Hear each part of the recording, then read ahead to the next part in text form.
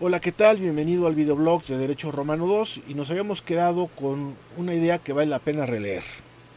Dice Álvaro Dorce, este estudio romanístico constituye para el jurista moderno la primera disciplina de su formación mental, es decir, sus humanidades. ¿Por qué el derecho romano son las humanidades del jurista? Pues nos dice lo siguiente, en él, en el derecho romano, se ha formado la tradición de la ciencia jurídica europea, difundida más allá de los límites continentales. En efecto, nosotros pertenecemos a la traducción jurídica romano-canónica, que también se conoce como Civil Law. Hay un libro de Merriman publicado por Fondo de Cultura Económica dentro de los breviarios que efectivamente habla de las tradiciones jurídicas y clasifica la nuestra como Civil Law. Hay otro libro del profesor Berman que ya no reeditó Fondo de Cultura Económica, lamentablemente, porque era una obra maestra de historia del derecho y de historia del pensamiento jurídico, que es la tradición jurídica romano-canónica. Creo que este término es más correcto para hablar de la nuestra. Civil law es muy amplio e incluso podría hacer referencia a una de las materias del propio common law. Ese manejo de civil law para oponerse al de common law por parte de Merriman pues puede prestarse a equívocos. Y Gustav Radbruch, este ilustre penalista, en una introducción a la filosofía del derecho, también publicado por Fondo de Cultura Económica, prefiere hablar de culturas jurídicas. Y entre otras, pues hablará de la cultura per se del derecho romano. Lo cierto es que implica una forma cultural de hacer el derecho y una forma cultural de conocerlo. Y es algo que ha trascendido Europa. Hay que recordar que la Real y Pontificia Universidad de México se funda en 1553. Repito, no es el momento para ir al centro histórico, salvo para lo esencial, es decir, que tengamos que hacer algún trámite, pero una vez que estemos en serenidad, pues vale la pena darse la vuelta a ese museo que tanto les he recomendado, que está entre las calles de Seminario y Moneda, que es un museo de la historia de nuestra máxima casa de estudios, en principio reivindicando la historia de la Real y Pontificia Universidad de México. Es cierto que hay una universidad pontificia que reivindica el origen de 1553 ahí en el centro de Tlalpan, pero pues hay que reconocer que históricamente la enseñanza del derecho encontró una solución de continuidad en la Universidad Pontificia cuando esta fue cerrada por ahí de 1861. En cambio se funda la Escuela Nacional de Jurisprudencia. Por eso el escudo nacional que tenemos como portada en la facultad habla de 450 años, en el momento en el que fue inaugurado, de la enseñanza del derecho en México. Y es por ello que la Universidad Nacional pues ha salvaguardado la casona, que no es la original de la universidad. La casona se levantó en el solar donde estuvo la primera universidad en 1553. Ahí está la placa y adentro podrán encontrarse incluso una escultura de Fray Alonso de la Veracruz, uno de los primeros grandes profesores que hubo aquí en nuestro continente. De hecho es admirable esto porque Estados Unidos va a tener su primera universidad hasta por ahí de 1701 o 1703, si mal no me falla la memoria. Nosotros, bueno, tenemos esta universidad desde 1553 y compite en ser de las primeras con la de San Marcos en Lima, Perú. Por eso decía, el modelo imperial inglés no tiene nada que ver con el modelo imperial español. Yo no entiendo por qué hay algunos autores como César Vidal que critican el modelo español diciendo que eso le había causado un gran quebranto a la economía de Carlos V, de Felipe II. De entrada, pues es que ellos tienen otra mentalidad. César Vidal es protestante, incluso actualmente reside en Miami, es un tipo que tiene un desencanto bárbaro con lo que es la hispanidad y pues prácticamente repugna de su historia, a pesar de que es un profundo defensor de la unidad de España y está en contra de los movimientos independentistas de Vascongadas y de Cataluña, pero él considera que el modelo de éxito es el protestante, como es el caso de Estados Unidos. Él sigue mucho la tesis de Max Weber de considerar que la ética protestante va de la mano con el capitalismo. Vamos a ver después de esta pandemia si el capitalismo sigue siendo lo mismo por ahí de mediados de mayo. Muchas cosas tendrán que repensarse después de esto. Pero bueno, los hispanistas que verdaderamente conocen el pasado que a todos nos atañe por hablar esta misma lengua y que sociológicamente, no quiero decir que todos seamos bautizados en la fe católica, pero sociológicamente lo que fue el Imperio Español pues tiene una gran impronta del cristianismo. Por lo tanto, a través de la Real y Pontificia Universidad de México desde 1553, nosotros recibimos la tradición jurídica romano-canónica. Es decir, allende el Atlántico y en estas nuestras tierras, pues nosotros empezamos a conocer el derecho romano a través de esta universidad o de los Studium Generale que llegó a haber en la Nueva España, y de esta forma se fueron formando los primeros juristas in situ en lo que actualmente es México. Entonces pertenecemos a esa tradición y el fenómeno codificador nos llegará ya en el México independiente, pero inspirado también en Francia, que pertenece a la tradición jurídica romano-canónica, o algunos códigos también españoles, ya la España decimonónica, pero que de cualquier manera, repito, siguen en las coordenadas de la tradición jurídica romano-canónica, porque aún dentro de esta surge el derecho moderno, aún dentro de esta tradición jurídica surgirán las constituciones modernas y el fenómeno codificador. De hecho, los redactores del Código de Napoleón, que se habían inspirado en las institutas de Justiniano, nos dicen claramente de que sí, habrá una estructura nueva para contener el derecho, pero con las soluciones antiguas que habían aportado los juristas romanos. Ya ni qué decir del gran esfuerzo de la pandectística alemana, que ellos sí bucean en el digesto, no se limitan a las institutas de Justiniano, sino que buscan aprender de la jurisprudencia romana clásica y nos generan dentro del conocimiento del derecho civil una serie de problemáticas muy interesantes. De alguna manera también abrevamos el derecho alemán porque se encuentra inserto en estas amplias coordenadas de la tradición jurídica romano-canónica. La Constitución española actualmente de 1978 en mucho fue tristemente de cortar y pegar la Constitución alemana, que en realidad es la Ley Fundamental de Bonn de 1949.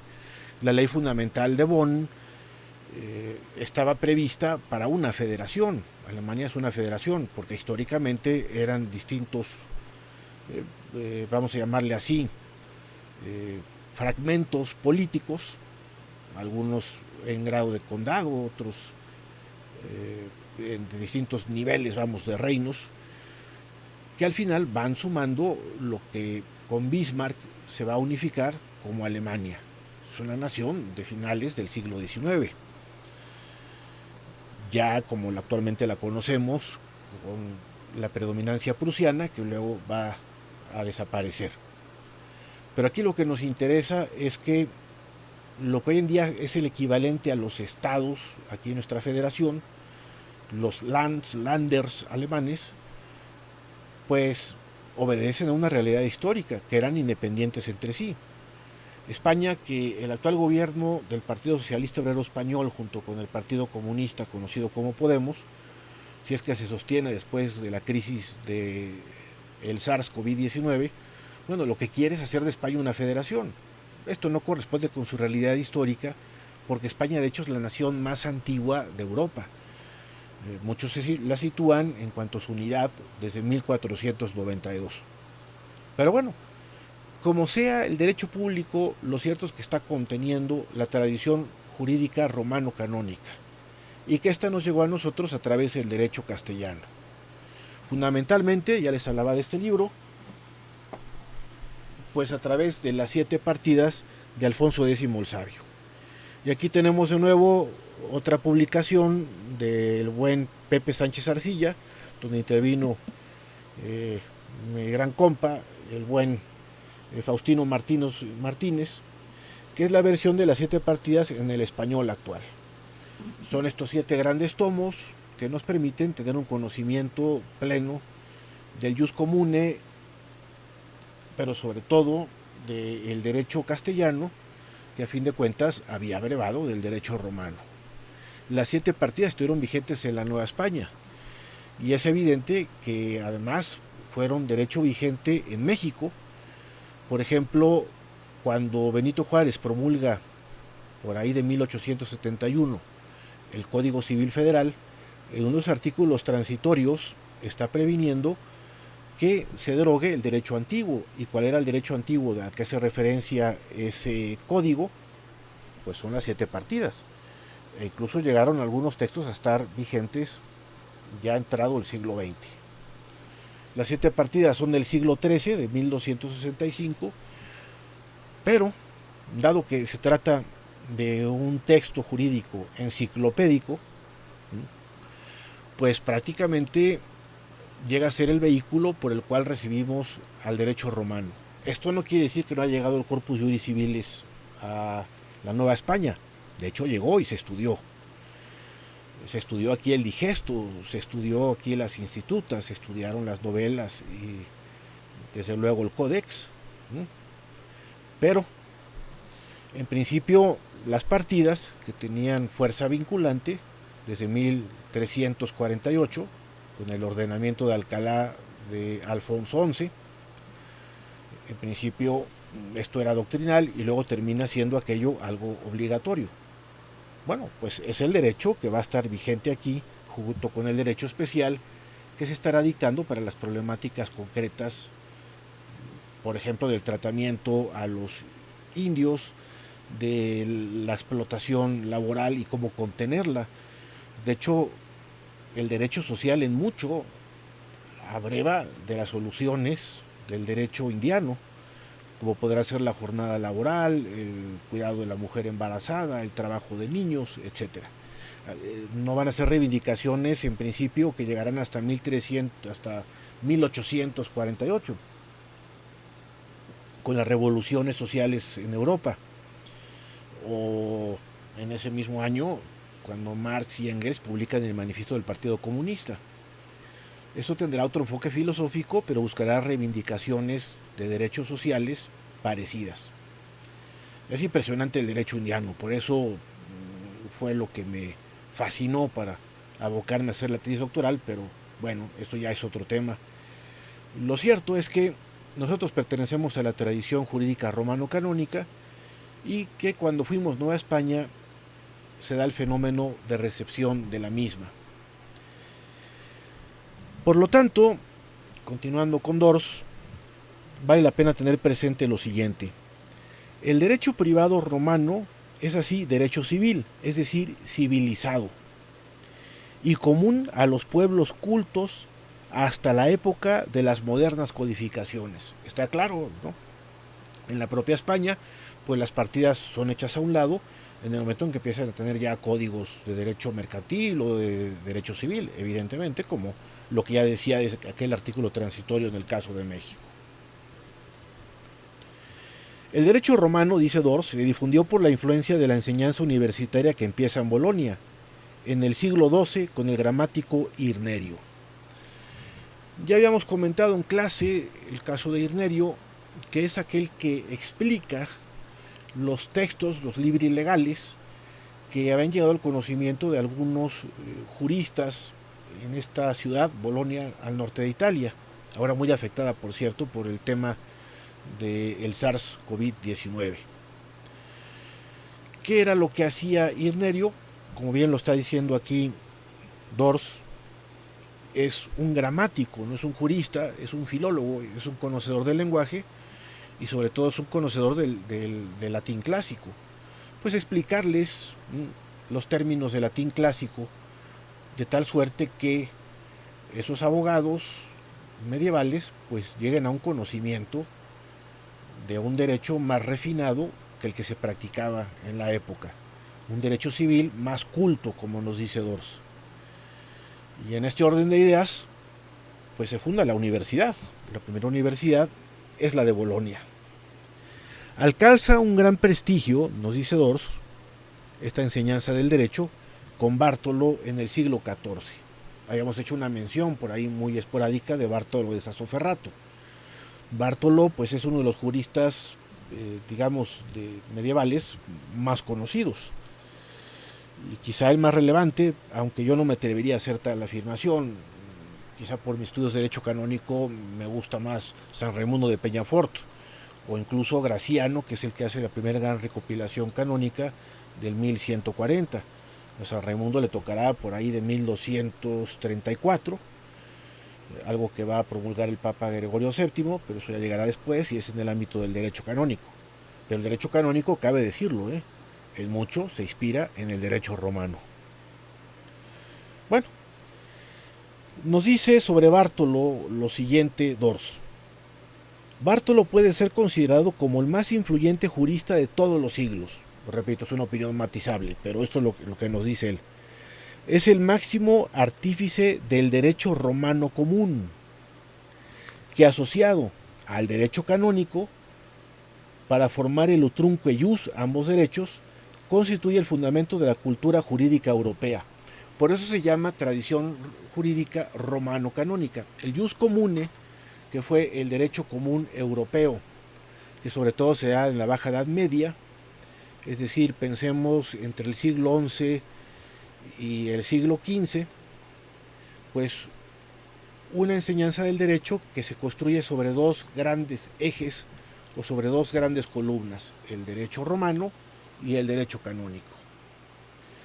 Por aquí está el libro, nada más que si no lo voy a sacar porque se caería la columna, de Berman que les decía, aquí está, es de la tradición jurídica romano-canónica de Fondo de Cultura Económica y es un libro espléndido para el conocimiento del ius comune. Bueno, el ladrillo de Pepe Sánchez Arcilla, desde luego también nos traslada a ello. Hay un libro pequeñito de Bartolomé Clavero, que también se llama Historia del ius comune, prácticamente a nivel de folletín, muy claro, pero yo sobre todo recomendaría la lectura del Berman para quienes quieran profundizar en la historia del ius comune. Un derecho, utrumque iures, utrumque ius, ambos derechos, derecho canónico, derecho romano, y son los pilares de la construcción de la cultura del derecho occidental, continental, evidentemente. No es el caso de Inglaterra, que irá conformando un derecho consuetudinario y sobre todo un judge-made law, un derecho hecho por jueces. Cuando hablamos de utrumque ius, hablamos de ambos derechos. Y en este sentido, habría una facultad que enseñaría cánones y una facultad que enseñaría el derecho civil fundado en el derecho romano. En la Universidad Pontificia que actualmente opera ahí en el sector de Tlalpan, los que estudian la licenciatura común y corriente de derecho, pues se refieren los sacerdotes a ellos como los que estudian derecho civil, no es que se limiten al derecho privado exclusivamente, sino que no son estudiosos del derecho canónico. Y hay toda una facultad de cánones, muy pequeñita, pero hay toda una facultad de cánones. En el caso del derecho medieval, digamos, la cúspide de los conocedores, de los eruditos del estudio del derecho, eran doctores que escogían las dos ramas, doctores que eran utrumque ius, de ambos derechos. Y en este sentido, pues era gente que se había doctorado en la facultad de cánones y en la facultad civil. Entonces el ius comune se integra por ambos derechos, derecho romano y derecho civil, algo que rigió la Europa bajo medieval en lo que era conocido como la cristiandad. Seguiremos hablando en el próximo vídeo. Por lo pronto les deseo pues paciencia y salud. Y ya saben que cualquier duda, ya sea en el grupo de WhatsApp o pueden también en el cajón de comentarios para estarlos atendiendo. Lo importante es, repito, aún en el encierro, mantenernos en buena forma. Un abrazo a todos y a todas.